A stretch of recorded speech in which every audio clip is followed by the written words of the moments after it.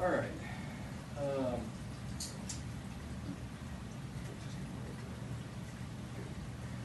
Go ahead and stab just.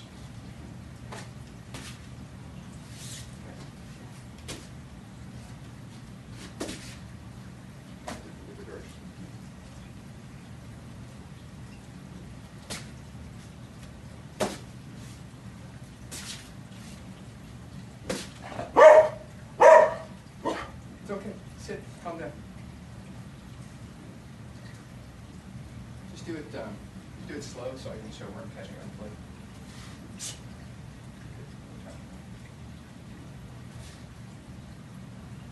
Good. All right. One more time, just step in. Well, actually, we're going to do the low block, low out, and we're going to high out.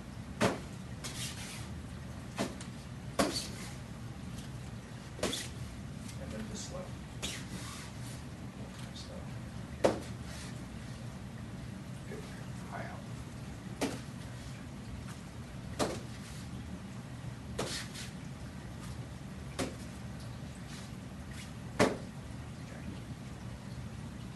Florentine.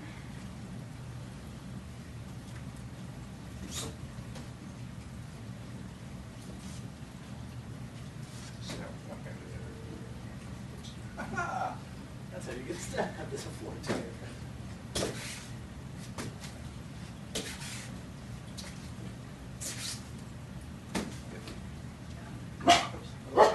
It's okay. Go ahead and keep stabbing with this one. Just normally step the other.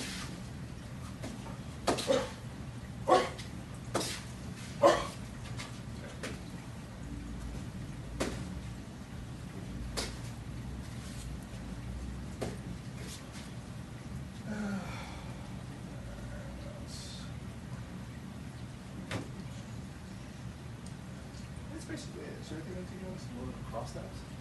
Same thing? The cross steps is the same thing with the opposite hand. I mean, like, It's just, if you're righty on righty, single sword. oh, So, it's the same. It actually works a lot better. yeah. I was wondering why that wasn't feeling quite right, actually.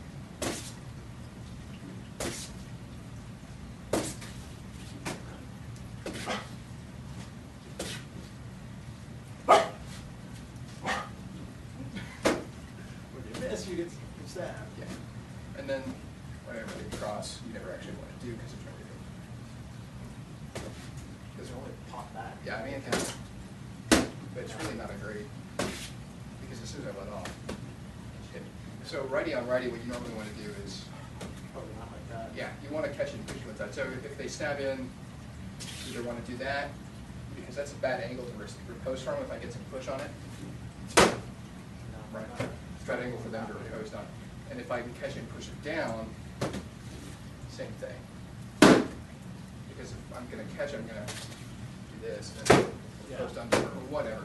The point is, they're not expecting to go this way. They're not going to be able to recover very well. Yeah, because they're stabbing like this and they Right. turn their hand, now they're stuck this way. You're really not trying to stop their shot. You're just trying to catch their momentum and deflect it. You want to catch it before it's fully extended. You want to catch it about halfway, really. Just deflect their momentum fully. That's like coming in. Right. You see, I'm catching it before it's fully extended. Yeah. So now the thing is, when I was doing, when you were crossing, or when you weren't crossing, when you were same hand, I was like, hey, I was doing this. Well, this only actually works if you're going same on same, right? Because if you're crossing, if you're cross stabbing, I'm just going to knock it offline, and you're probably going to stab me anyways. If I really get a lot of torque and twist into it, I can still get around it. But if you're Florentine, I'm dead. You're going to fucking hit me again. And even if we're single sword, I haven't really accomplished anything. Because if I let off and try and swing, I can just block. It's very natural.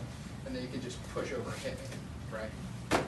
So especially single sword on single sword, it's very good to catch it like that. No, that's all I do with stabs. And the only stabs that we kind of skip, moving the stab around. Well, but it's Do the same basic thing.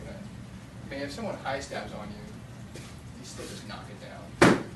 Yeah, if someone really, actually that's really easy, just go like that. The one thing you want to do is on high stabs, you want to avoid trying to do this because they're going to get inside your arm and do that, right? It's hard to knock a high stab away using that because the timing is just so fucked up. So, generally speaking, if you're, which one is it?